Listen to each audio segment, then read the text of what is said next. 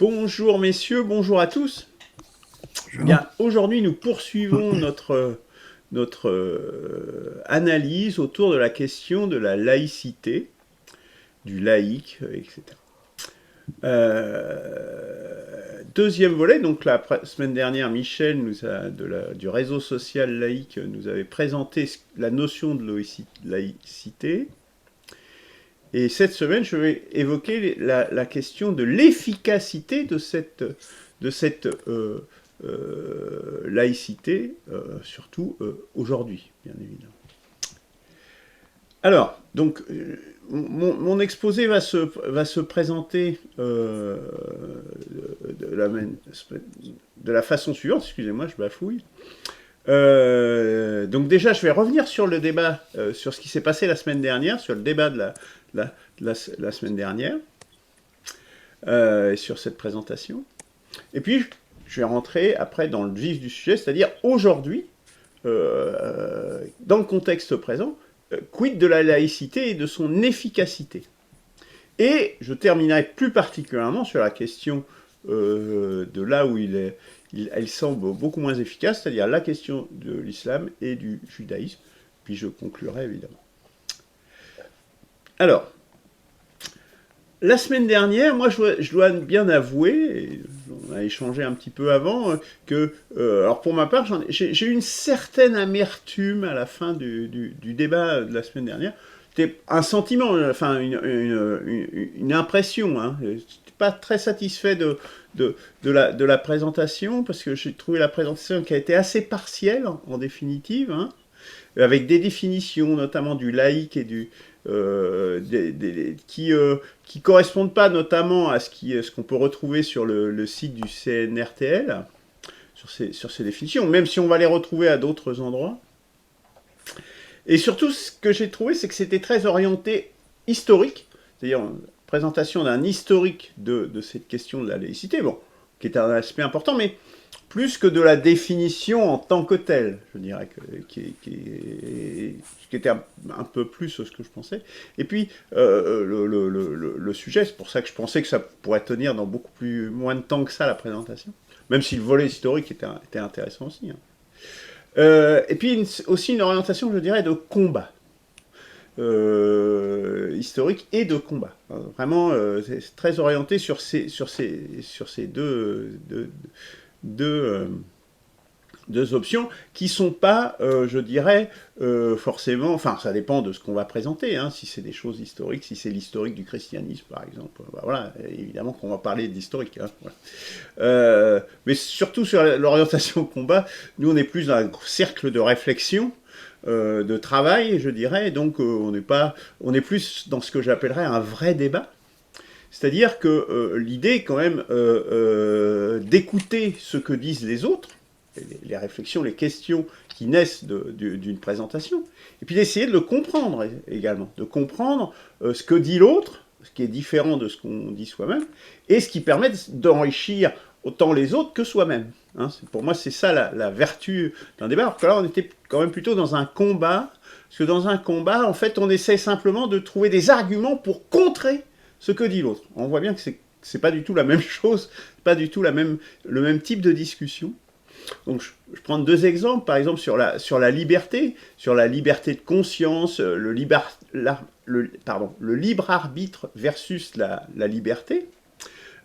Et Eberhard a évoqué à un moment donné justement un embryon d'ouverture sur la liberté, bon, notamment par Saint Augustin, hein, qui en aborde la liberté comme un élément central de la condition humaine. Hein. Bon, lui, il relie évidemment le libre arbitre à la grâce divine et à la responsabilité morale, mais je dirais c'est quand même une ouverture que l'on ne va pas retrouver dans des religions, bon, on va en parler après, réglementées, je dirais. Hein.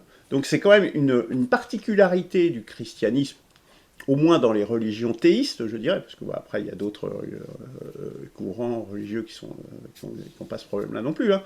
Mais voilà, c'est quand même important. Or, ça n'a pas été abordé. Ou sur la question du lien, autre sujet qui a été abordé à un moment donné, le lien, bah, c'est aussi le lien social. Or, je dirais la réponse de Michel, qui n'est pas là aujourd'hui, mais qui va regarder cette vidéo, je le pense, je le crois, je l'espère, Euh,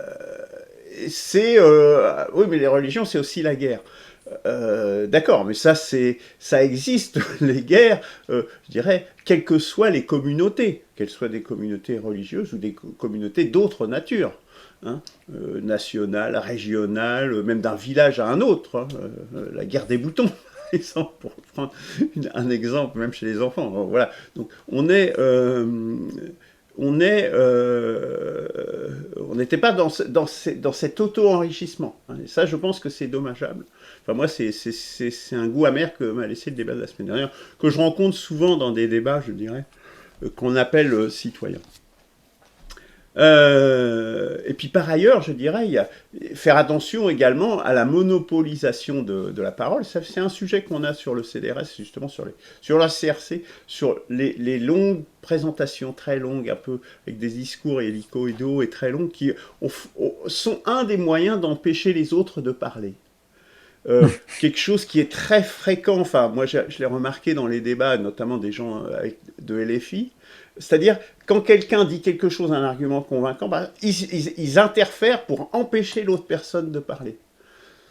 Enfin, c'est pas des méthodes, quoi, ça se fait pas. Enfin, C'est pas laïque. je sais pas si non, c'est pas laïque, enfin c'est Ouais, c'est pas pas laïque. démocratique, C'est-à-dire que c'est tu vraiment n'écoutes pas l'autre. c'est une attitude qui n'est pas ouverte, je dirais, et qui C'est surtout, judéo-chrétien. Je dirais même que c'est judéo-islamo-chrétien. alors peut-être, je ne sais pas. Bon, vous, ben voilà, en tout cas moi c'est quelque chose que enfin surtout dans nos débats que je trouve qui n'a pas sa place, quoi. Même si c'est effectivement ce qui se pratique en permanence sur les journaux, dans les émissions télévisées, évidemment. Euh, alors, j'en viens, donc bon, voilà, ça c'était la première partie, je reviens sur la présentation de la semaine dernière. Alors, maintenant, j'en viens à la deuxième partie de ma présentation d'aujourd'hui, sur l'efficacité passée effective de la laïcité. Alors, c'est une efficacité qui est importante, et on l'a constaté, et je pense qu'on en est arrivé à un consensus là-dessus la semaine dernière, c'est que ça a permis d'apaiser en fait la vie sociale en France, au moins à une époque. Et ça, je pense que c'est tout à fait notable, et donc ça, c'est assez intéressant. Donc c'est quand même une efficacité sociale, je dirais, prouvée et intéressante. Donc la laïcité étant, enfin moi je vais le définir très vite, très rapidement, la séparation de l'Église et de l'État, et donc l'État n'est pas confessionnel, ne tire pas sa légitimité d'une divinité ou d'une quelconque autre croyance, je dirais surnaturelle, et d'autre part, l'État est neutre vis-à-vis des croyances des membres des citoyens. Alors, cette laïcité a été efficace parce que dans le contexte passé, c'est-à-dire que faut bien voir, et c'est surtout, il nous a parlé effectivement de la Révolution française, Michel, et du 19e siècle. Donc dans le courant, je dirais, dans le sillage des Lumières, avec la République qui avait le vent en poupe. Hein. Ça, c'était un premier élément important. Et, je dirais, parallèlement à ça, ou corrélativement à ça, il y avait une déconfessionnalisation de la société qui était déjà à l'œuvre depuis plusieurs siècles. Hein. Je parle là, on se situe en Europe, hein, bien évidemment, et particulièrement en France. Et d'ailleurs, c'est une tendance longue, je dirais, des religions chrétiennes. C'est la mort de Dieu. Hein, c'est l'époque Dieu est mort. Et donc, qui fait qu'il va y avoir toute une vague nihiliste qui va se déployer à partir de cette mort de Dieu, notamment en Russie. Hein. Les nihilistes russes sont célèbres. Donc voilà, c'était le contexte de l'époque. Donc on voit que c'est pas forcément le même contexte aujourd'hui. J'y reviendrai juste après. Ça, c'est un premier élément, enfin deux premiers éléments importants. Troisième élément important, c'est que dans la sphère chrétienne, de la chrétienté, il y a une parole de Jésus, enfin qu'on attribue à Jésus, qui est quand même extrêmement importante, qui dit « Rendez à César ce qui appartient à César, et à Dieu ce qui est à Dieu. » Donc on a bien effectivement ici quelque chose, donc c'est une parole divine, hein, puisque Jésus est considéré comme un dieu ou comme un prophète, mais enfin en l'occurrence pour les chrétiens comme un dieu, comme Dieu.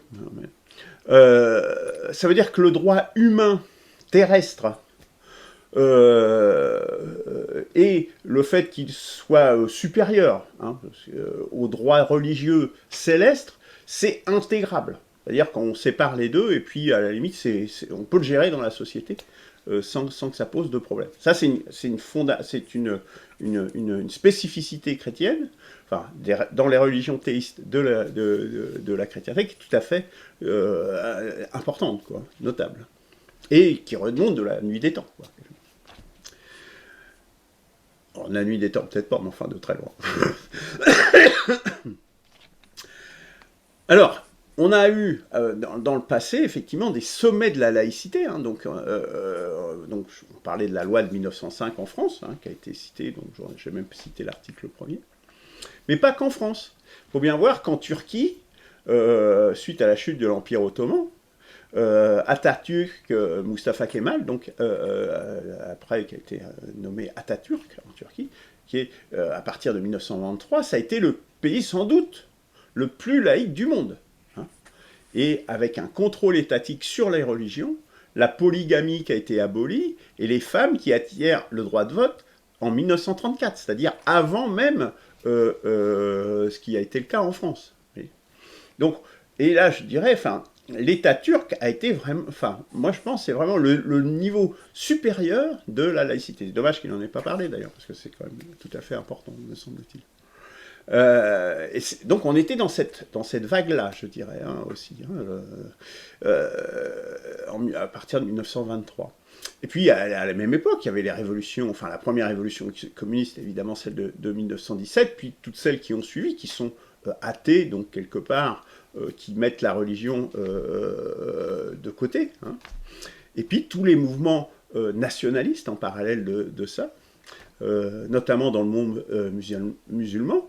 On va parler du parti Baas, des dernières émanations. Bon, il y a eu Nasser, mais il y a eu également en Iran, hein, il y avait Mossadegh, il y a eu le parti Baas, donc en Syrie, en Irak, etc. Tous ces paris nationalistes arabes, pardon. En Libye aussi, oui. Et en Libye, bien sûr, avec Kadhafi.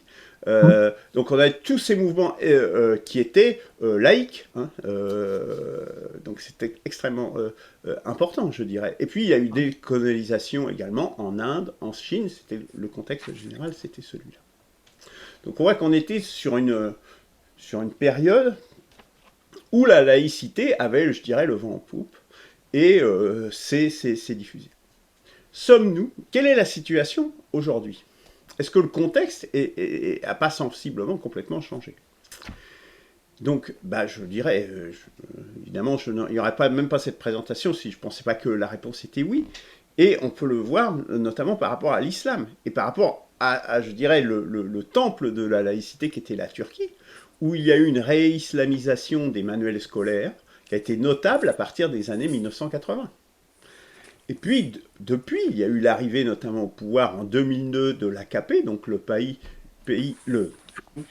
parti, pardon, de Erdogan, qui est, alors je ne sais pas si c'est un secret de polichinelle ou autre chose, mais enfin qui est censé être plus ou moins affilié à l'organisation des frères musulmans, qui a été justement fondée un peu en réaction par rapport à ce courant de laïcité.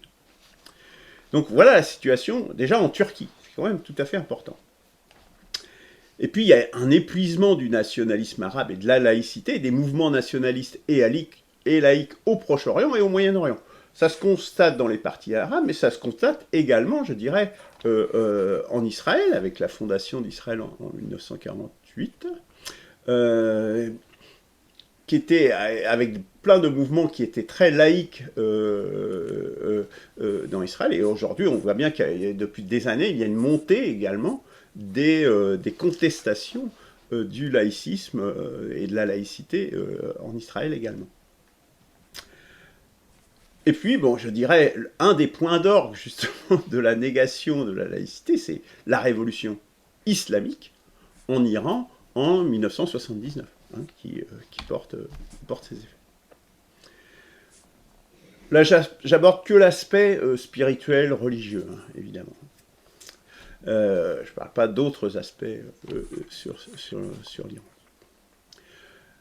Sur le judaïsme, bon, j'en ai déjà un petit peu parlé, donc réactivation du judaïsme, hein, qui se distingue quand même à la situation antérieure, qui était plutôt l'assimilation. On l'a évoqué notamment dans la présentation de Pourquoi nous restons juifs de Léo Strauss. Il y avait, si vous prenez Éric Zemmour, qui est très connu, eh bien, lui, ou Michel Drucker, d'ailleurs, sa vie de Michel Drucker, c'est assez intéressant, et ils avaient fait un film là-dessus, s'il y avait une politique d'assimilation des populations. Hein, on n'est plus du tout dans ce cas-là, il y a vraiment une distinction maintenant. La création de l'État confessionnel sioniste, donc Israël, évidemment.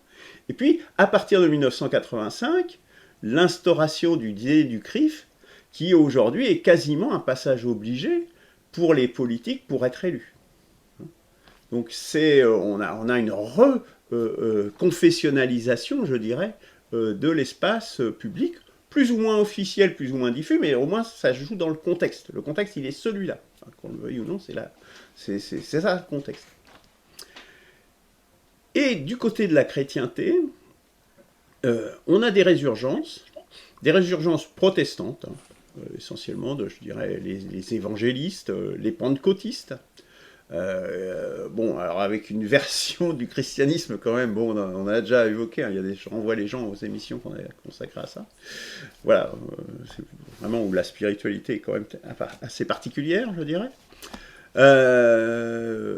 En parallèlement à ça, avec la chrétienté qui, elle, poursuit son déclin et a atteint son niveau zéro, hein, comme le dit Todd. C'est-à-dire d'une société extrêmement christianisée, même si elle était en voie de déchristianisation, on est arrivé à un niveau zéro. Enfin, c'est anecdotique, je dirais, ce qui reste. Autres éléments de contexte, bon, le contexte général de la décadence du capitalisme, évidemment, et notamment moral, et notamment du lien social, mais dans les pays capitalistes, mais pas que capitalistes, même si beaucoup ont intégré du capitalisme dans leur communisme, on peut penser à la Chine. Mais on a malgré tout une recherche d'échapper à ce nihilisme et donc de cette destruction du lien social qui fait qu'il y a quand même des velléités de retour au religieux. Et puis parallèlement à cela, dans un autre domaine de déliquescence, c'est celle de l'école publique, où le niveau s'est inversé. Alors moi, quand j'étais jeune, à l'école publique était d'un niveau largement supérieur aux écoles confessionnelles, religieuses, qui étaient là où on mettait en fait les gamins qui n'arrivaient pas trop bien à apprendre et pour qu'ils arrivent quand même à avoir un diplôme. Aujourd'hui, c'est complètement l'inverse. Si vous voulez avoir une éducation à peu près correcte, il faut aller dans les éducations confessionnelles, et l'école publique devient, est en déliquescence. Quoi. Alors, pas que moi qui le dis, hein, Brigelli, notamment, on parle très bien. Et puis, dernier élément de contexte très important, chute de l'URSS et de ses satellites. C'est-à-dire tout le mouvement communiste a, je dirais, régressé, et même ces tentatives de revitalisation trotskiste ont échoué historiquement également. Donc, ce qui peut expliquer, ce qui nous amène désormais à une inefficacité de la laïcité, qui a été efficace à une époque, mais qui ne l'est plus. Et aujourd'hui, je dirais, tout particulièrement par rapport à l'islam, puisque c'est ce qui nous concerne en premier lieu en France.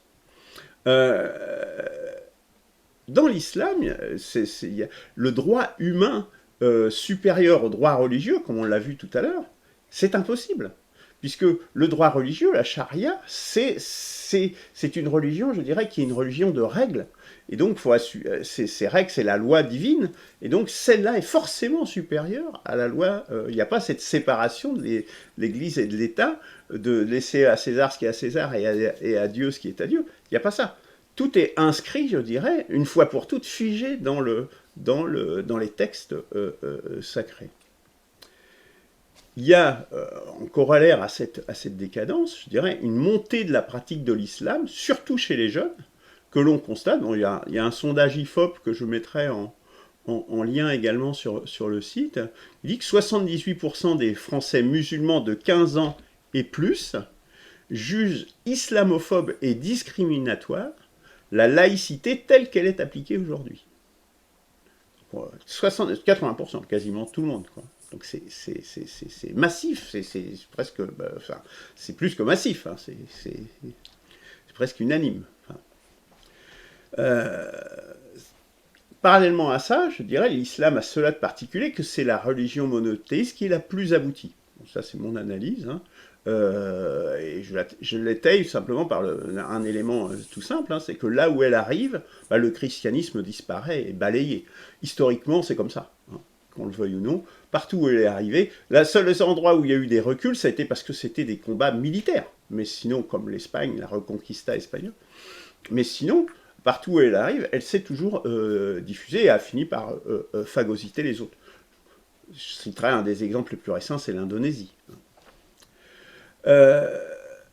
Et puis, il y a, dans cette religion, il y a une particularité également, c'est une valorisation forte et distribuée, c'est-à-dire de la responsabilité de chaque croyant, du prosélytisme. Puisque si vous arrivez à convertir quelqu'un, vous allez automatiquement au paradis. Donc c'est un moteur très, très fort. Il y a d'autre part un rapport direct entre le croyant et la divinité, et, comme corollaire à ça, un clergé qui est toujours faible. Et un des problèmes pour l'État que ça pose, qui cherche toujours un interlocuteur pour les religions, pour gérer cette laïcité, justement, c'est qu'il n'y a pas d'interlocuteur pour l'État. Et donc, même s'il signe un accord avec tel ou tel organe, les autres, ils vont pouvoir toujours dire qu'il n'est pas représentatif, qu'il n'est pas, etc., etc. Parce que c'est pas le bon pays, parce que c'est pas la bonne version de telle virgule, etc., etc. Donc, en fait, il n'y a pas d'interlocuteur unique, il n'y a pas de clergé sur lequel s'appuie. Enfin, je parle surtout pour le sunnisme. Donc, ce qui conduit à notamment, et à des choses telles que l'impossibilité, comme le voulait Marine Le Pen, d'interdire les signes islamiques ostensibles dans l'espace public. Les lois actuelles de la République ne le permettent absolument pas. Hein. Ils ont été obligés de faire, pour empêcher la burqa, ils ont été obligés d'invoquer des risques terroristes, et tout ça, mais du coup ça s'applique aussi aux gens qui ont une cagoule ou un casque de moto ou des choses comme ça, vous voyez. Ou un masque pendant le Covid. Oui, enfin, alors sauf pendant le Covid. Mais enfin voilà, on voit bien que le droit, il arrive à se contredire et à détruire. Et sachant que ces signes ostensibles sont un militantisme, puisque en tout temps et en tout lieu, hein, porter un signe religieux ostensible comme le foulard ou plus, c'est une pression sur les femmes. Moi, surtout mon ex était très sensible à ça. Il disait, mais elle le ressentait comme vraiment une pression, de dire, ah ben toi t'as pas ça, donc t'es une pute. Voilà, hein, dans l'esprit. Enfin voilà, je le traduis de façon très, très triviale, mais c'est comme ça que ça se vit. Hein. C'est pas pour le dire autrement. Ouais. Et donc c'est une pression qui est très forte. Faut pas croire que c'est anodin du tout. Parallèlement à ça, il y a quand même un certain nombre de faiblesses de l'islam qui existent, qui perdurent. C'est l'inégalité entre les hommes, donc entre les hommes, qu'elle soit entre les hommes et les femmes, ou entre la notion d'homme libre et d'esclave. Hein. Donc ça, c'est quand même une des faiblesses. Des incohérences très nombreuses dans les textes, et en particulier dans le Coran. Et puis une spiritualité, on en parlait en off, je crois, l'autre jour, quasiment inexistante, enfin, au sens où on entend la spiritualité, c'est-à-dire qu'il y a juste des règles à respecter, mais de la spiritualité profonde, je dirais, quasiment inexistante. Hein. Bon, je n'irai pas jusque-là, il y en a qui parlent des soufis, etc., mais on pourrait presque en faire ça vaudrait peut-être la peine qu'on fasse une émission là-dessus, hein, parce que il y aurait beaucoup à dire aussi sur ce mouvement. Enfin, sur cette tendance. Bon, voilà. Sur le judaïsme, on est assez proche, hein, puisque on l'a déjà constaté, et Franck l'avait dit, hein, il y a un gros copier-coller quand même dans le Coran par rapport à la Torah. C'est également juste des règles à respecter aussi, à peu près, hein, c'est assez proche. Mais il y a une différence fondamentale, c'est qu'il y a une mission quelque part, certes écrite, mais c'est une mission un peu transcendante, justement, du peuple élu, ou choisi, hein, si vous préférez, d'élever l'humanité, de guider l'humanité. Et donc, quelque part, cette mission force à la spiritualité, d'une certaine façon. Enfin, moi, je le vois comme ça, peut-être. Donc, il y a quand même une différence là-dessus. Et donc, je dirais, en conclusion, maintenant, j'en arrive à ma conclusion. La première chose, c'est que la laïcité est un bien pour la société parce qu'elle permet un apaisement. Et on l'a constaté dans les faits, donc c'est plutôt quelque chose qu'il faut rechercher. Mais je dirais qu'aujourd'hui, elle atteint ses limites avec des religions qui sont fondées sur des règles. Et donc qui rentre forcément en concurrence les droits humains vis-à-vis des droits divins. Et le droit divin finit fatalement par l'emporter, parce que sinon, si la foi n'est pas supérieure à ceux de l'humanité, ça veut dire que c'est une foi factice, c'est une foi qui est pacotille, je dirais. Donc à mon sens, et c'est le sens, je dirais, de cette émission d'aujourd'hui, il y a une nécessité de dépasser la laïcité, certes un bien, mais qui est insuffisant, nécessaire, mais insuffisant, notamment par une spiritualité renouvelée, et donc c'est tout l'objet du CDRS, hein, je dirais, puisqu'il y a un échec des religions civiles, je dirais, qu'elles soient issues de Jean-Jacques Rousseau, on a parlé avec l'être suprême qui est évoqué notamment dans la Déclaration de l'homme et du citoyen, d'essayer de créer une certaine forme de religion civile, ou de Marx, qui a une certaine forme de spiritualité de l'après-demain en race gratis, je dirais, moi je fais sous cette forme-là parce que, bon, un peu caricaturale, mais qui est une vraie croyance, hein, une foi véritablement. Mais qui est démonétisé, dévalorisé aujourd'hui. Donc, besoin justement de dépasser la laïcité, la seule laïcité, par une nouvelle spiritualité renouvelée. Dans mon sens, c'est tout le sens de nos travaux au CDRS. Voilà, messieurs, j'en ai terminé. Est-ce que vous voulez réagir? J'imagine que oui. Moi, je peux commencer un tout petit peu. Allez, vas-y, Claude. Bon, parce que là, tu nous en as dit beaucoup, beaucoup, beaucoup, donc je vais pas je vais d'abord réagir un petit peu par rapport à l'exposé de la semaine dernière, parce que j'ai trouvé que Michel insistait beaucoup sur la différence entre laïc avec un C et laïc QUE. Bon, j'ai regardé sur un dictionnaire d'étymologie et j'ai vu que l'écriture laïque QE existait déjà dès le XIIIe siècle en France, elle était déjà apparue. Donc, c'est pas le fait de la République tel qu'il nous l'a présenté, comme s'il y avait une grosse différence. Et puis le fait que laïque avec un C, c'est en fait ce qui s'oppose au clergé, hein, à la caricature. Et au fond, la laïcisation, c'était ça, c'était s'opposer au clergé. C'était pas. Il a employé des mots de déchristianisation. Ça n'était pas une déchristianisation, mais une décléricalisation, si je puis dire, beaucoup plus. Ça, c'était une question de pouvoir, en fait, derrière ça. Hein.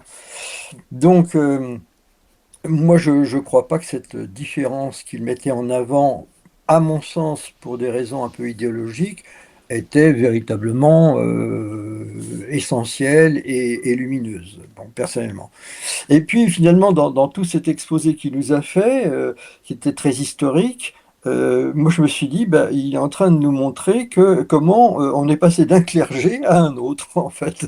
Voilà, comment il y a un autre clergé qui est venu s'installer, qui est le clergé politique, quoi, en quelque sorte. C'est comme ça que j'ai vu un peu les choses, quoi. Voilà. Sur l'efficacité de la laïcité, oui, je pense que ça a été efficace aussi à une certaine époque, mais c'est le problème de tout ce qui est codifié, en fait. Dès que les choses sont codifiées, mises en texte, deviennent des lois, des règles, etc., il y a quelque chose de la vie essentielle qui disparaît. Hein. Donc la codification, là tu en parlais d'ailleurs, Luc, en parlant de, de- de la crispation d'une certaine manière des religions sur leur doctrine qui se durcissent. Hein. C'est le cas pour l'islam, c'est le cas un peu pour le judaïsme, peut-être moins, mais quand même. Pour le christianisme aussi, qui est en train de disparaître véritablement. Euh, et ben oui, mais elles se durcissent sur quoi? Elles se durcissent sur des croyances. Qu'est-ce que vient dire Dieu dans la révélation d'Arès? Il dit c'est pas votre croyance qui est importante, c'est ce que vous êtes, c'est comment vous vous comportez. C'est aussi bête que ça. Donc la laïcité, le mouvement des pèlerins d'Arès, hein, il est parfaitement laïque de ce point de vue-là. Même il est absolument laïque. Hein. Mais, et d'ailleurs, dans ce cas-là, il faudrait que la laïcité devienne une neutralité véritablement absolue dans ce domaine-là. Et on a employé souvent le mot de tolérance, tout ça, mais le mot de tolérance, moi, j'aime pas trop le mot de tolérance. Parce qu'il est condescendant d'une certaine manière. Hein. Je tolère l'autre. Alors les religions ont appris à se tolérer. Après s'être souvent massacrées entre elles, elles ont appris à se tolérer. Mais je tolère un peu l'autre. Il n'a pas la vérité, c'est moi qui l'ai. Mais bon, je le tolère quand même, il peut exister. Enfin, on est dans un monde comme ça. Et la politique, c'est pareil. Hein. Avec les idéologies politiques, c'est exactement la même chose. Il n'y a qu'une seule manière de résoudre tout ça, pour moi, c'est vraiment l'amour du prochain. Alors l'amour, c'est un mot très galvaudé, d'accord, mais qui se traduit par un certain nombre de façons d'être, hein, le pardon, la paix, se libérer de ses préjugés, se libérer de ses peurs, l'intelligence spirituelle à véritablement cultiver en soi. C'est ça qui fait la différence. C'est ce qui fera la différence. La laïcité, à ce moment-là, elle devient naturelle, elle est évidente. C'est-à-dire que vous respectez la croyance de l'autre parce que c'est pas sa croyance qui est importante, c'est comment il se comporte dans l'existence. Voilà. Et moi, je pense que le travail du CDRS devrait aller dans ce sens-là, véritablement. C'est-à-dire que il n'y a plus à fixer quoi que ce soit ou à codifier quoi que ce soit. On s'en fout des règles et tout ça. Hein. Dieu n'a jamais mis de règles. Il y a la vie avec un grand V. Ça, c'est les hommes qui ont installé les règles. C'est pas pareil. Les religions, c'est le fait de l'homme. C'est pas le fait du divin. Et quand tu dis, Luc, tu rappelles que Jésus dit rendez à César ce qui est à César et à Dieu ce qui est à Dieu. Bon, on peut le voir comme ça, comme une certaine forme de laïcité, mais moi je pense que c'était beaucoup plus de sa part le fait qu'il disait pour raisonner sur les choses, comprendre sur les choses, il faut faire. Aujourd'hui, on est dans un monde où il y a César, il y a un roi, il y a des lois, etc. Si on ne le fait pas, bah, on risque de se faire tout simplement emprisonner. Donc, il faut donner à ce système-là, ce monde-là, ce qu'il veut pour le moment, mais continuer par ailleurs à développer en soi quelque chose de la spiritualité. Quand on lit le Sermon sur la montagne de Jésus, c'est aimer son prochain, y compris ses ennemis, pardonner sans condition, etc. C'est vraiment ça. Et c'est cette vie-là qui est terriblement absente de nos jours. Hein. Voilà, donc moi je vois beaucoup plus comme ça. Donc je vois bien la spiritualité rentrant dans la vie sociale, elle doit rentrer dans la vie sociale. L'amour du prochain doit pénétrer la vie sociale. Et c'est par chacun de nous que ça se fait. Et là, il y a plus besoin il y aura plus, un jour, il n'y aura plus besoin de lois, de chefs, de machins, d'institutions, tout ça. Parce que les hommes seront assez intelligents pour vivre ensemble avec leurs différences. Tout simplement. Donc, on ne parlera plus de ça. Ben, voilà, c'est comme ça que je vois personnellement le problème de la laïcité. Mais sinon, les pèlerins d'Arès, c'est un mouvement laïque, parfaitement laïque, à mon sens. Voilà. Merci. C'est ce que je peux dire. Qui veut poursuivre? Je vais m'y employer. Eberhard. Oui, donc il y a un point, juste un point historique pour Luc, et comme je fais d'énormes recherches actuellement sur justement l'histoire de comment est arrivée la laïcité, c'est pas Jésus d'ailleurs. Jésus ne dit jamais parce qu'à un moment donné, c'est peut-être ta langue qui a fourché, je sais pas. Tu dis voilà, le droit de César est supérieur à celui de Dieu. Non, Jésus n'était pas du tout dans cet esprit-là. Lui, pour son royaume n'était pas de ce monde. Il faut rappeler ça. Même si le royaume est parmi nous, mais il est dans notre cœur. Et il demande d'une manière très importante à ce que l'homme justement découvre son royaume intérieur. Voilà. Ça, c'est aussi une valorisation de l'individu qui est assez aussi exceptionnelle et originale par rapport aux religions de l'époque. Donc, il y a un travail au niveau individuel qui est demandé. Par contre... Juste, donc du coup, pour bien comprendre ce que tu dis, Eberhard, la citation que j'ai faite, bon après, voilà, qui vaut ce qui vaut, mais je veux dire, tu dis qu'elle n'est pas authentique, hein? Si, je dis, si. elle est absolument authentique. Elle est un élément justement pour séparer entre ce qui est terrestre du céleste, mais ça ne veut pas dire que le terrestre est supérieur. C'est seulement ensuite, à travers tous les pères de l'Église, mais c'est pas tout de suite, quoi. C'est parce que tu avais l'air de dire que c'était tout de suite, que le terrestre était supérieur au céleste. Non, c'est le contraire pour Jésus.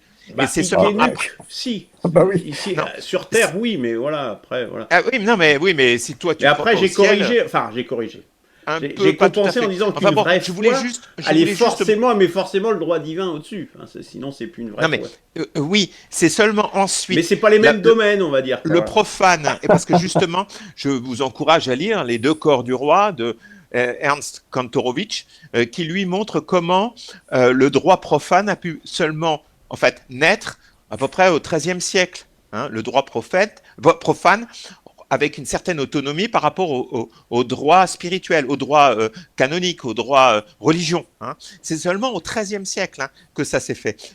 Sinon, c'était très, très lié, très complètement imbriqué. Le roi de France, Saint-Louis, c'était un roi, pas de droit divin, mais c'était un roi qui était le fils du Christ, en quelque sorte. Tu vois, c'est par le Christ qu'il était. Le roi divin, c'est venu après. Le roi divin, et là c'est de la théologie pure pour contrôler le pouvoir. C'était beaucoup plus spirituel jusqu'au XIIe siècle, complètement. Et y compris pour les croisades, les gens profondément croyaient à ce qu'il était nécessaire pour sa propre âme individuelle, d'aller aller en croisade, y compris les rois, ils y croyaient beaucoup. Et c'est seulement après que les croisades ont perdu leur puissance, parce que justement, le droit profane a pris progressivement, d'abord s'est trouvé indépendant, puis progressivement a pris un ascendant sur le reste, mais c'est beaucoup plus tard. Voilà. Revenons sur notre sujet. Oui, voilà. Je veux ensuite, je veux par rapport au laïc en lui-même. Laïque d'ailleurs, que ce soit d'ailleurs justement très bien les pèlerins d'Arès ou autres, ou même le réseau laïque, en fait, le problème c'est qu'on s'appuie trop sur l'individu. C'est une sorte alors c'est des mouvements spirituels ou des idées, disons, sociales qui sont très individualistes. Et c'est en fait finalement, on atteint le vide en quelque sorte, ce qui est très bien au titre individuel. Il est très important de faire le vide à l'intérieur de soi pour retrouver justement ce qui est important. Mais par contre, on ne peut pas construire de société par ces systèmes-là, puisque c'est que individualiste. Et c'est ce que j'ai très fortement ressenti par la présentation de la semaine dernière. Et toi aussi, en quelque sorte, Luc, mais évidemment Claude aussi. C'est-à-dire que tout est individuel. Et on ne va pas... parce qu'en fait, on va pas pouvoir construire une culture, parce qu'il faut des dogmes. Et tiens, justement, hier soir, j'ai écouté de mon prêtre ici à Gaillac une présentation des raisons pour lesquelles il y a eu un schisme entre les orthodoxes et les catholiques, en fait. Et il l'a très bien présenté et tout. Et on voit aussi, très bien, même église, il y a juste deux mots qui sont différents entre le credo catholique et le credo orthodoxe. Et on voit que c'est aussi une dimension culturelle. Quand vous regardez les icônes ou quand vous voyez la chapelle Sixtine, c'est deux univers différents. Ça, c'est juste un exemple archétypal. C'est pour vous montrer que vous ne pouvez pas, vous êtes dans le vide, et y compris dans le Tao spirituel ou dans le Pèlerin d'Arès. Ça veut dire que ça ne te produira jamais de culture d'être dans cet élément-là. Et enfin, je voulais juste dire, on n'est pas au degré zéro du tout, même du catholicisme et autres. Tu voulais me faire réagir évidemment là-dessus, Luc, je m'en rends bien compte. Mais il y a beaucoup de recherches qui se font au sein du catholicisme. Pour l'instant, il n'y a pas de réponse adéquate. Et justement, mes chers amis, j'y travaille en prophète. Voilà, c'était tout. Oui, Eberhard, nous savons que c'est ta mission prophétique. Ben oui, mais Mais c'est bien, c'est bien, c'est bien. c'est dans cet esprit-là, quoi. C'est dans cet esprit-là. C'est de reconstruire un lien et donc une religion. Parce que sans religion, pas de culture.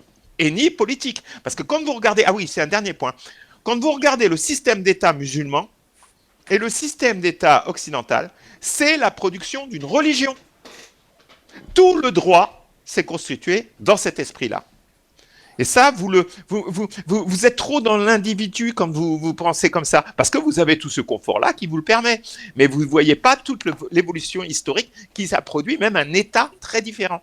Et on voit que l'État orthodoxe est relativement proche, on pourrait dire, à l'État occidental, Europe de l'Ouest. Mais par contre, et on va voir aussi, puisque c'est beaucoup plus centralisé, le système chiite iranien, relativement un État pas trop loin d'une autre. Ça, c'est juste pour illustrer cette dimension du relation entre le collectif et le spirituel. Merci, Eberhard. Franck. Oui. Bon. Je vais partir aussi de ce que tu as dit, Luc, par rapport à cette citation qu'on trouve dans l'évangile de Matthieu, je crois, hein, rendre à César ce qui appartient à César et à Dieu ce qui appartient à Dieu. D'abord, recontextualiser un petit peu cette citation qui prend place en fait dans une situation très particulière, hein, puisque les chefs, entre guillemets, les prêtres, vont essayer de lui tendre un piège à Jésus. D'ailleurs, je crois que le mot piège figure même dans le texte. Oui. Donc il va en tirer en disant que la question finalement n'a pas de sens, puisqu'il faut rendre à César ce qui appartient à César et à Dieu ce qui appartient à Dieu. Et moi je trouve que ça montre totalement la judaïté de Jésus. Hein. C'est une phrase qu'on aurait pu trouver dans le Talmud. D'ailleurs, je pense que, corrigez-moi si je dis une bêtise, je crois que Paul va un petit peu reprendre cette idée lorsque dans ses épîtres, il va dire que il faut finalement un chrétien peut vivre sous tous les climats et sous tous les régimes politiques. Même en esclave. Oui, voilà, qu'il faut être soumis aux autorités parce que le chrétien est porteur d'une espérance qui transcende en fait toutes les régimes politiques, laïques ou pas laïques. Mais c'est la même chose pour le peuple juif en fin de compte. Et c'est là où moi je suis un petit peu, comment dire, je crois que le grand malheur, c'est cette séparation qu'il y a eu entre le judaïsme et le christianisme. On en a fait deux choses complètement différents, alors que Jésus appartient en fait à une époque, à une époque où le judaïsme est extrêmement diversifié. Les attentes sont plurielles. Maintenant, ce qu'on connaît du judaïsme, c'est essentiellement le judaïsme rabbinique après la destruction du Second Temple. Mais à l'époque, à travers Flavius Joseph, à travers les écrits de Philon d'Alexandrie, on s'aperçoit que la société juive, elle est plurielle. Il y a les pharisiens, les sadducéens, les esséniens, et donc chacun finalement, et on est dans le cadre d'une occupation romaine. D'accord. Ce qui va provoquer des petits scandales internes. Hein. Dans un des évangiles, je crois que c'est dans Jean, il y a un centurion romain, donc l'ennemi, hein, imaginons que c'est le SS à l'époque de la Seconde Guerre mondiale, qui va voir Jésus et qui lui demande une chose, disant, j'ai confiance en toi, ce que tu dis, je sais que c'est vrai, que tu le feras et que ça se accomplira. Donc c'est pactisé avec l'ennemi, voilà. Donc il y a des réactions ulcérées de son entourage. Donc pour moi, la question de la laïcité, eh bien, lorsque l'on est porteur d'une espérance qui transcende justement les particularités historiques de la vie en société, qu'elle soit laïque ou qu'elle ne soit pas laïque, ça n'a pas beaucoup d'importance. En cela, je suis assez confiant. D'autre part, je ne pense pas que le christianisme s'effondre. Je crois qu'il est en train de changer. Prendre une autre forme qu'on a du mal à définir.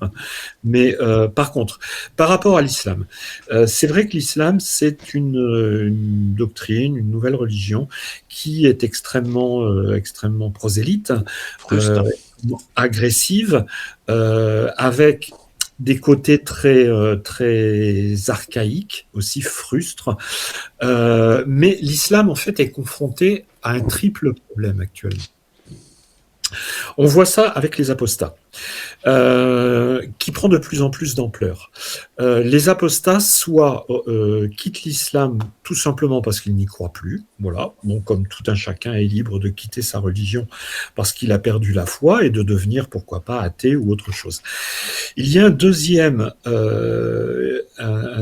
élément qui va à l'encontre de ce que souhaite l'islam, c'est qu'en fait, de plus en plus de musulmans se sentent très bien dans des pays qui respectent la liberté et qui fonctionnent sur la base d'une laïcité. Et ça se passe très bien. Il y a un troisième élément qui est beaucoup plus dangereux, entre guillemets, pour l'islam, c'est finalement la réalité historique. C'est pas une nouveauté de savoir qu'il y a énormément de travaux universitaires depuis Patricia Crone, par exemple, dans les années 80, à travers des gens comme le père Henri Gallès, ça a été repris par Odon Lafontaine, par exemple, montre que l'islam, finalement, n'est pas du tout la religion telle qu'on l'enseigne aux jeunes musulmans. La Mecque n'a probablement jamais existé au 7e siècle, Mahomet non plus d'ailleurs. Tout cela n'est qu'une reconstruction tardive du côté d'Abdel Malik, voilà, avec la création des hadiths dans un premier temps, 200 ans après la mort du soi-disant prophète, dans une situation géographique qui se situe plus du côté de Pétra ou de la Syrie, plutôt qu'en Arabie saoudite, où là encore les cartes topographiques, économiques, montre une absence totale d'une soi-disant révélation, et ça c'est très embêtant. Recentrons-nous. Pardon ? Recentrons-nous sur notre sujet du jour. Oui, voilà. Donc en fait, pour revenir. T'avais un quatrième point. Dis quand même ton quatrième point. Pas non plus t'empêcher de dire ton quatrième point. Non. Mais voilà, en fait, pour revenir à la laïcité, je pense que l'on soit chrétien, que l'on soit attaché au judaïsme, il n'y a aucun souci à vivre dans un pays laïque qui respecte le droit fondamental du citoyen à pouvoir vivre sa spiritualité sans imposer à l'autre une manière de voir, une manière de penser, une manière de fonctionner. Il n'y a pas de problématique particulière.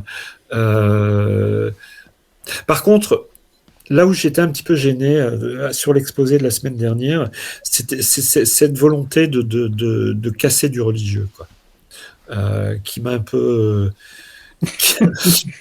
gêné. Mais j'ai même entendu une critique du pape comme étant le représentant de Dieu sur Terre. C'est un peu bête de dire ça, quoi. D'une part, c'est complètement faux. Puis c'est tellement, j'allais dire, c'est tellement caricatural Ça se sentait, hein. Ah oui, non, mais ça se sentait qu'il était très idéologiquement. Ah oui, c'est. Enfin, je sais pas. Voilà. Bon, c'est comme ça. Bon, enfin, il était sympa de nous faire un exposé. Oui. Alors, moi, si je peux prendre un Oh, tout petit peu bah la ouais, parole, parce vas-y, qu'il Claude. ne reste plus beaucoup de temps. Tu avais fini, peut-être, On a Franck? encore une dizaine de minutes, donc ça va. Enfin bon. Non, 5 minutes. Ah bah après, oui, enfin, voilà. Alors, euh, d'abord, pour moi, il n'y a pas de droit divin. Ça, c'est des inventions religieuses. Et Dieu n'est pas religieux. Voilà. C'est comme ça que je vois les choses. Dieu n'est absolument pas religieux, et il n'y a pas de droit divin, il n'y a que l'amour et la vie qu'elle déploie, l'amour. C'est-à-dire que la loi qui devrait être, avec un L majuscule, ça devrait être l'intelligence qui découle de l'amour du prochain, tout simplement. Une autre manière de vivre nos relations plutôt que cette façon barbare, en fait, dans laquelle nous sommes toujours les uns les autres. Voilà. C'est donc pas croire qui est important, et ça, le jour où ça passera chez l'humain, ça fera une grosse différence, mais être. Hein. Comment tu es? Montre-moi ce que tu fais, non pas ce que tu dis.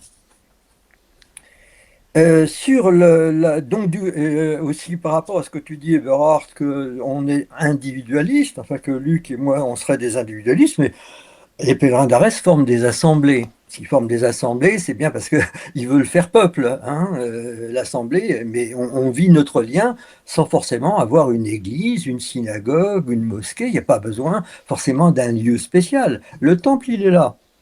Il est en chacun de nous. Hein. On est tous appelés à avoir le même. On a tous le même temple, de toute façon. Il est déjà là, de toute éternité, si je puis dire. Donc, après, c'est comment on vit nos rapports les uns avec les autres. Et nous, dans les assemblées que nous formons, nous n'avons pas de chef, nous n'avons pas de règles, nous n'avons pas d'inscription, nous n'avons pas de cotisation obligatoire, nous n'avons rien de tout ça. Nous essayons de vivre sur la conscience. Pour le moment, on ne fait pas énormément de choses. On fait d'abord essentiellement notre moisson, notre mission, mais c'est déjà un début d'un autre monde. Vraiment, ça n'a plus rien à voir avec le système. Hein. C'est plus le monde de César, quoi, justement. Bon, bref. Donc, ça prendra du temps, ça prendra plusieurs générations, mais il y a quelque chose qui est déjà en marche. Et c'est bien collectif, c'est pas un truc individuel. Et puis, l'amour du prochain, évidemment, tu as ta propre ascension personnelle, mais tu la déploies en permanence autour de toi, dans ta famille, dans ton voisinage, avec tes collègues, dans tes relations, etc. Donc, ça n'a rien. Le lien, il est là. Le lien, il est tout naturel. Hein. On est tous des humains et le lien, il est là. Il n'y a pas besoin de faire un lien qui serait défini de manière particulière. C'est d'ailleurs le problème des religions, d'avoir voulu définir ce lien d'une façon, en se l'accaparant à elle-même, pour elle-même, et non pas de le laisser dans l'universalité dans laquelle il était. Il est de fait, de toute façon. Voilà. Et enfin, sur l'islam, alors, Je crois qu'on va en reparler, on va faire une émission peut-être sur le sujet peut-être, de l'islam. d'accord. J'ai l'impression Mais que ça en vaut la peine. Non, Franck, je ne suis pas du tout d'accord avec ton troisième point, là, quand tu dis non mais que justement, je la pense qu'on réalité va faire une historique. émission. On Non, fera une c'est pas émission, possible, on peut pas dire des choses comme écoute, ça. je sais pas comment on va l'intituler sur l'islam. Et qui plus est, dans la révélation de l'Arès, il parle de Muhammad hein, comme d'un prophète, et vraiment à part entière. Bon, enfin bref. Mais non, on ne peut pas dire les choses comme ça. Alors, le problème de toutes les religions, c'est qu'au moment quand elles commencent à perdre un peu pied, c'est le cas aussi pour l'islam, elles se radicalisent. Et ça, c'est forcément les radicaux qu'on voit le plus souvent. Mais combien de musulmans je peux rencontrer autour de moi, que je connais aussi, et même chez les pèlerins, il y a pas un certain nombre de musulmans, d'ex-musulmans, sont des hommes très humanistes. Très, très humaniste. Il ne faut quand même pas oublier l'Andalousie aussi, en Espagne, où, c'est surjoué, ça. Où il y avait... on va faire une émission sur ce sujet, je vous promets. Oui, on est hors sujet, là, ouais, effectivement. Oui. Franck, rapidement, alors. Oui, très rapidement. Oui, pour répondre à Claude, pour qu'il n'y ait pas d'ambiguïté. Quand je parle de réalité historique, pour moi, ça n'est pas quelque chose, j'allais dire, de méprisant qui pourrait finalement prouver que voilà, une religion a tort, l'autre a raison. Dans le judaïsme, c'est la même chose. Il y a le principe de réalité historique. Il est là entre la foi et l'événement en lui-même. Je vais prendre un exemple un peu caricatural, mais les 40 ans d'exode dans le désert, on n'en trouve nulle trace archéologique. Voilà. Donc, je veux dire, il y a à la fois les récits historiques et les récits historicisants. Moi, c'est ça qui m'intéresse. En fait, la balance entre la réalité historique et finalement l'humain. Parce que je ne peux pas de toute façon, je ne peux pas dissocier la notion de Dieu de la notion de l'homme. Et je pense que si l'on part toujours de cette idée que Dieu est différent de l'homme, de l'être humain, même si on l'appelle le tout autre, on va tourner en rond indéfiniment, quoi. Je suis d'accord avec toi là-dessus, tout à fait. Bien sûr. Merci beaucoup. Alors, je vais réagir, si vous le permettez, à ce qui a été dit rapidement. Bon, sur la chute du christianisme, bon, ça, je vous renvoie aux émissions et sur la constat des faits. On peut regarder ce qui se passe au Brésil aussi, c'est intéressant. Jetez-y un œil. Le Brésil, je vous rappelle, c'est colonisé par les Portugais, hein, c'est-à-dire vraiment le top du top du top du catholicisme, je dirais, stricto sensu. Et où on en est aujourd'hui au Brésil. Sur un autre truc qu'avait dit Claude, sur le fait que plus de valeur, le fait que dès qu'on écrit les choses, que ça perd de sa valeur, moi je suis d'accord avec ça aussi. D'ailleurs, c'est la dernière partie du Tao spirituel, s'appelle magie. Magie, c'est le moment où on n'aura plus besoin d'écrire les choses. C'est à ce moment-là. Et un jour, on arrivera à la magie. Mais un jour, on n'en est pas là. Et au contraire, je dirais qu'aujourd'hui, on a même plutôt besoin que les choses soient écrites. Bon, toutes les religions ont leur utopie, y compris la catholique, et y compris la juive. Toutes les religions ont leur utopie, effectivement. Ça... Oui, parce qu'il y a toujours les fins dernières, et les fins dernières qui sont... Oui, bien sûr. Oui, mais il faut y travailler. Comment on y travaille? Mais ça, voilà, c'est une perspective, je dirais. Et sur le dernier point que je voudrais évoquer quand même, c'est ce qu'a dit Eberhard, qui nous classe gentiment dans les individualistes. tout mon travail est justement contre l'individualisme et tout ça. Non, je te parle sur le plan spirituel. Mais même sur le plan spirituel, tu prends dans le Tao spirituel, il y a le lien qui est là-dedans. Les épitaphes, justement. Qu'est-ce que c'est que les épitaphes? C'est créer du lien. Les cérémonies, c'est quoi? C'est créer du lien, justement, entre les gens. Refaire ce lien qui n'existe plus, justement, parce que par les dévalorisations qui existent. Il y a ces assemblées qui sont justement là pour là, qui sont prévues pour ça. Ces épitaphes, justement, l'avantage, c'est que tu as le message qui est de tout le monde. Tu vois, c'est plus un message qui te descend d'en bas, c'est un message qui te vient de toute la collectivité. Enfin, si ça c'est individualiste, enfin, je comprends rien. Enfin, ça veut dire que t'as pas, enfin, il t'échappe quelque chose, quoi. Enfin, en revanche, là où tu pointes, à mon avis, un truc intéressant, c'est effectivement dans la laïcité, peut-être, et c'est ce qui fait son inefficacité, peut-être fondamentale, c'est peut-être justement cette dimension individualiste liée au libéralisme, justement, donc à l'utilitarisme, à toutes ces idéologies qui mettent en avant la liberté avant toute chose, la liberté donc notamment individuelle. Effectivement, là, c'est peut-être là qu'on touche à la limite, et justement, nous, ce qu'on essaye de faire, en disant il faut aller plus loin que ça, en remettant du collectif, mais du collectif spirituel. Parce qu'il n'y aura que du spirituel qui réussira à surpasser ça. Tu n'as pas compris mon point. J'ai dit pourtant, la semaine dernière, je l'ai redit cette semaine, sans religion, alors, sans lien religieux fort, y compris les dogmes, pas de culture, pas d'art, rien, pas d'État. Ça mais fait en quoi partie... c'est contradictoire avec ce que je viens de dire? Non, c'est pas contradictoire. C'est parce qu'en fait, ça forme un système politico-religieux qui forme ensuite tout un ensemble, parce que les artistes, ils produisent pas comme ça des arts sans rien. Ils ont besoin de mécènes. Ça fait pas bouffer d'être artiste. Et ça, c'est un point qui, dans notre modernité individualiste, et je réitère là-dessus, il n'y aurait pas d'art juif, il n'y aurait pas d'art chinois. Même le Chine, il y a le Tao spirituel, tu me diras. Mais il n'y a pas que le Tao spirituel en Chine. Non, en Chine, il n'y a pas de Tao spirituel. Le Tao spirituel, c'est... Ouais, mais en Chine... Non, mais le Tao... Il n'y a que le taoïsme en Chine. Et si vous ne faites pas un mais mouvement religieux... Mais ils avaient quelle religion?